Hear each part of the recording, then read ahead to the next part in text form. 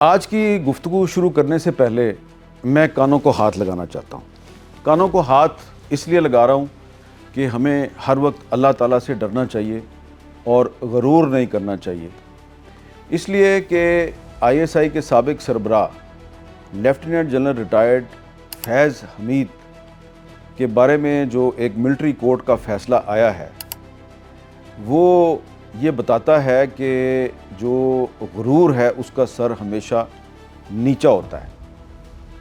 یہ بات میں اس لیے کر رہا ہوں کہ جب جنرل فیض حمید کے پاس طاقت تھی، اختیار تھا، تو ایسا لگتا تھا کہ وہ پاکستان کے سب سے زیادہ پاورفل آدمی ہیں اور ان کے سامنے کسی انسان کی کوئی حیثیت نہیں۔ وہ لوگوں پہ جھوٹے مقدمے بنواتے تھے، جھوٹے الزامات لگواتے تھے، سوشل میڈیا پہ سیاستدانوں کی، صحافیوں کی، ججوں کی کردار کشی کرواتے تھے، ہیومن رائٹس ایکٹیوسٹ جو ہیں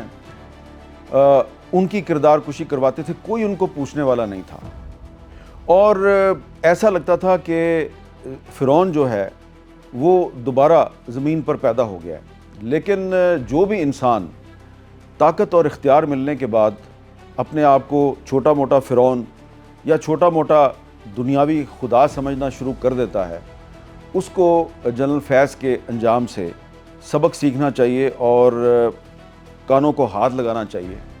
کیونکہ جنرل فیض تھا جو وہ پاکستان کے ایک بہت ہی اہم سیکیورٹی ادارے کا سربراہ تھا، لیکن اس نے اس سیکیورٹی ادارے کی سربراہی کے دوران جو اپنے اختیارات ہیں ان کو جس طریقے سے استعمال کیا، اس سے پاکستان کو بہت نقصان ہوا۔ اب آپ یہ سوچ رہے ہوں گے کہ میں اتنی بڑی بڑی باتیں کیوں کر رہا ہوں۔ یہ بڑی بڑی باتیں میں آج پہلی دفعہ نہیں کر رہا، یہ باتیں تو جب جنرل فیض ISI کے سربراہ تھے میں اس وقت بھی کرتا تھا اور اس کے نتائج بھی میں نے بھگتے۔ اور کچھ عرصہ پہلے میری یہ کتاب شائع ہوئی ہے، اس کتاب کا نام ہے روداد ستم، اور اس کتاب میں وہ سب کچھ میں نے بیان کر دیا، جنرل فیض کے بارے میں بھی اور بہت سے باقی لوگوں کے بارے میں بھی جو اپنے آپ کو اختیار اور طاقت ملنے کے بعد فرعون سمجھتے ہیں۔ اور یہ جو مقدمہ تھا جنرل فیض کے خلاف، یہ کرپشن کا ایک چھوٹا سا مقدمہ تھا، ابھی ان پر اور بھی الزامات ہیں اور بھی مقدمات چلنے ہیں اور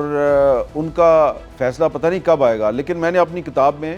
جنرل فیض کے خلاف جتنے بھی الزامات ہیں ٹھوس